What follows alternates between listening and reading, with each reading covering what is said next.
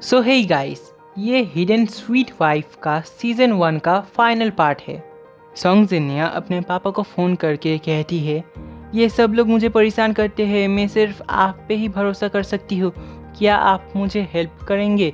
तो उसके पापा बोलते हैं, उस जू फैमिली के बेटे को तो मैं देख लूँगा। अगले सीन में जुईचेन अपने अंकल को कहता है, कंपनी के रिसेंट प्रोजेक्ट की बाजी को जीतने की सबसे ज़्यादा चांसेस हमारे हैं, बाकी चीज़ें मैं आप पे छोड़ रहा हूँ। उसका अंकल कहता है कि उसे फिर से सोचना चाहिए, बट जुईचेन कहता है, मैंने सोच लिया है, दैट्स फाइनल। उसका अंकल चला जाता है और जुईचेन को एक आदमी का फ़ोन आता है। वो आदमी कहता है, याद है मुझे? तो जुईचेन उन्हें अंकल कह के पुकारता है। तो वो आदमी कहता है, मुझे ना पहचानने का नाटक क्यों कर रहे हो? उस आदमी को इस प्रोजेक्ट का शेयर चाहिए था, तो वो कोऑपरेट करना चाहते थे, बट जुईचेन कहता है ये प्रोजेक्ट सिर्फ पब्लिक वेलफेयर के लिए है। वो आदमी कहता है, ये सब नॉनसेंस बकना बंद करो, इतना बड़ा प्रोजेक्ट कोई पैसे नहीं बनाएगा, तुमने मुझे समझा क्या है? ठीक है, देख लेंगे। अगले सीन में सू जियाओ कोको का दिया हुआ मैसेज खोलती है। वहाँ पे एक सिंबल बना हुआ रहता है। सू जियाओ कहती है, ये पक्का कोई प्रैंक होगा। वो बाहर चली जाती है और बाहर कुछ लोग उसका पीछा कर रहे होते हैं।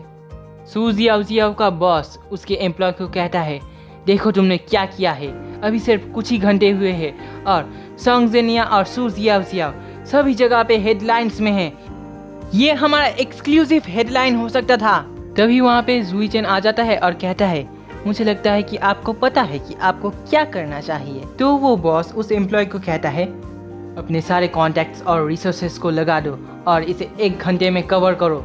सॉन्ग जिन्या खुश होती है क्योंकि ये खबर आग की तरह फैल रहा था, बट वो कमेंट्स चेक करती है और उसे पता चलता है कि नेटिजन्स उसको ही ट्रोल कर रहे हैं। वो लोग लिखते हैं, कितनी खराब एक्टिंग है इसकी। जुईचेन जब घर आता है तो उसे सू जियाओ घर में नहीं मिलती है, बट उसे वो मैसेज दिखता है। जुईचेन अपने फ़ोन पे कुछ चेक करता है।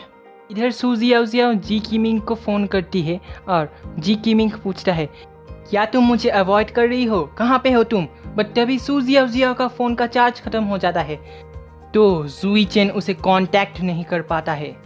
सू जियाओ के पास एक बच्चा आता है डोनेशन के लिए, बट सू जियाओ कहती है, ये कैसा डोनेशन है? उस कागज़ में एक QR कोड और वही सिंबल होता है जो कि कोको के दिए हुए मैसेज में था। उस बच्चे को एक औरत लेके जाती है, तो सू जियाओ उनका पीछा करती है। वो कहती है, कोको का इन सब से क्या लेना देना है? बट तभी सू जियाओ को 2 लड़के घेर लेते हैं। वो लोग कहते हैं, हम लोगों को पैसे दो वरना।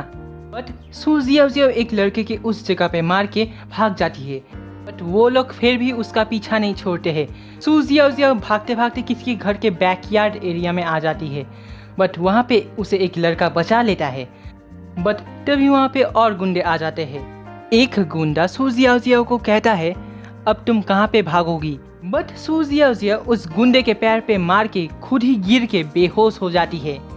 सू जियाओ कोमा से बाहर निकलती है और जी किमिंग उसके पास बैठता है और कहता है, जियाओ तुम उठ गए हो, क्या तुम्हें लगी है? क्या तुम्हें पता है कि मैं कितना ज़्यादा वॉरिड था? मुझे लगा कि तुम उठोगे ही नहीं। तो सू जियाओ कहती है, चिंता मत करो, मैं ठीक हूँ। हमें पता चलता है कि कुछ सालों पहले जी किमिंग ने सू जियाओ को एक फायर एक्सीडेंट से बचाया था। जुईचेन कमरे से बाहर ये सब देख के जेलस हो रहा था। वो कहता है, अपने हाथ दूर रखो उससे। जी किमिंग कहता है, जियाओ मुझे खुशी है इस बात की कि तुम ठीक हो। और फिर वो जुईचेन के सामने उसके हाथ को किस करता है और कहता है, मैं अब जा रहा हूँ। उसके जाने के बाद जुईचेन टिश्यू से उसका हाथ साफ करता है। वो कहता है, मैंने तुम्हें कल बताया नहीं था क्या, मेरे फ़ोन को इग्नोर मत करना? तो सू जियाओ कहती है, मेरे फ़ोन का चार्ज ख़त्म हो गया था।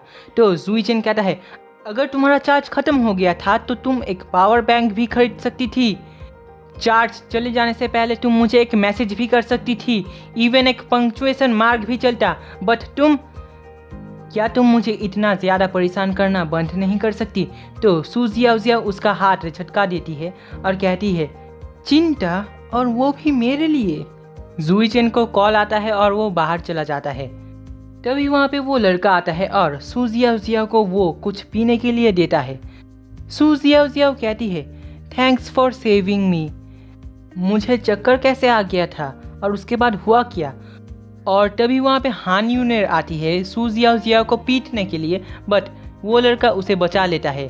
हान यूनर कहती है, यी चेन को आज तुम्हारी वजह से कितनी बुरी तरीके से जख्मी होना पड़ा और तुम इधर किसी और मर्द के साथ फ्लर्ट कर रही हो। हमें पता चलता है कि सू जियाओ जियाओ के कोमा में चले जाने के बाद जूई चेन वहाँ पे आता है सू जियाओ जियाओ को बचाने के लिए और उस वजह से उसे चोट लग गई थी। सू जियाओ जियाओ कहती है, मैंने उसे बेकार में ही ब्लेम किया, उसकी हाथ को बहुत ही ज़्यादा लगी होगी। वो लड़का सू जियाओ जियाओ के बातों को झेल नहीं पाता और वहाँ से चला जाता है। जूई चेन आयली को वो सिंबल देता है और कहता है इसे इन्वेस्टिगेट करो और उसे एक टेक्स्ट मैसेज के बारे में भी बताता है और कहता है, इस मैसेज को देखते ही मुझे समझ आ गया कि जियाओ जियाओ को कोई फॉलो कर रहा है। जितनी जल्दी हो सके ढूंढो कि इसे किसने भेजा है। आयली कहती है ठीक है, और फिर वो कहती है, बाय द वे मिस्टर जू, मुझे आपको कुछ बताना था। और यहीं पे सीजन 1 एंड हो जाता है।